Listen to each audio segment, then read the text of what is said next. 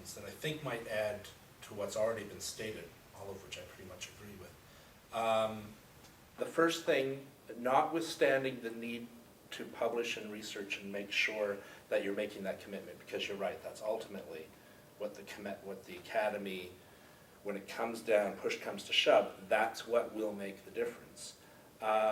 Notwithstanding those pressures, I would advise particularly new people to sacrifice their academic career for their personal life.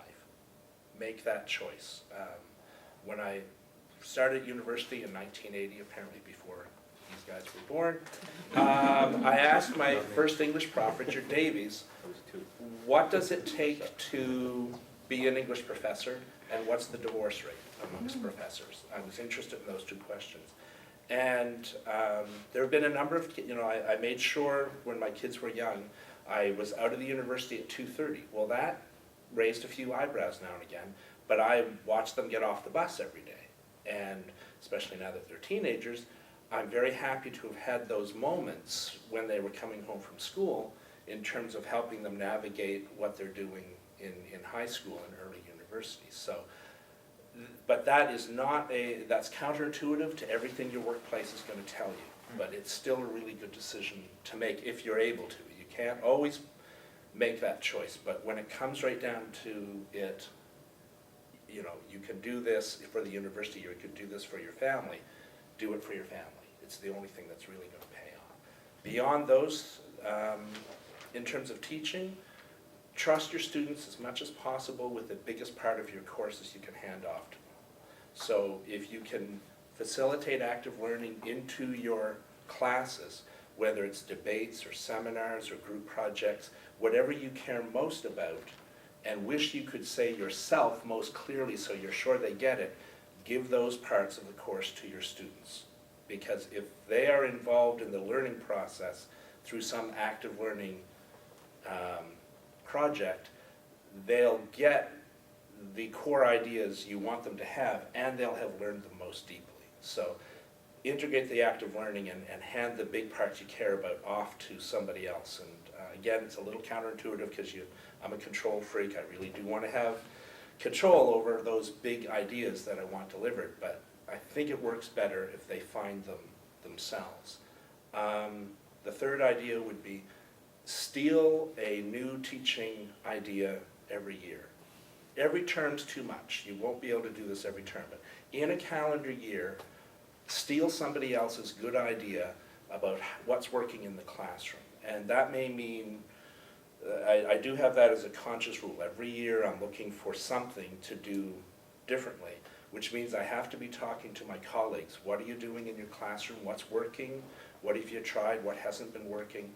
So talk to people particularly whom you admire as teachers, and if they're fired up about something, see if you can replicate part of it. Or if your colleagues are kind of settling into a pattern,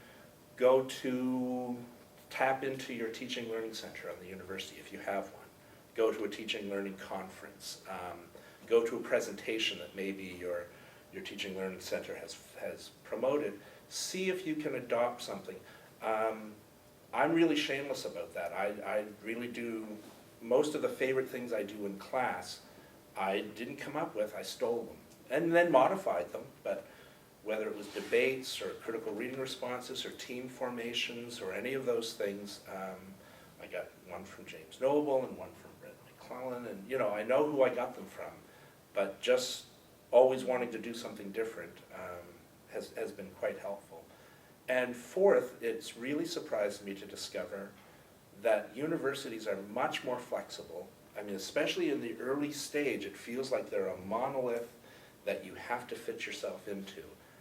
But as time has progressed, I've discovered that universities are much more flexible than we think they are. You can change and innovate practices, especially if they don't cost any money. That's really key.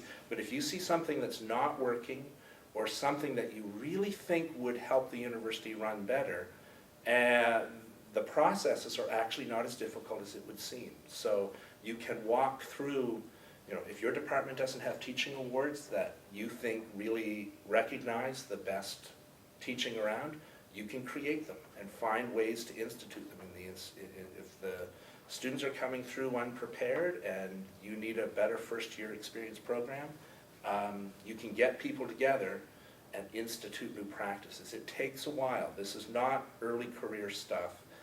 You got to take care of your own projects first, but as you go along, when the university really starts to irritate you, and it will, it turns out that people are much more flexible than you would expect, particularly around teaching issues, because that's sort of less important to the institution than research.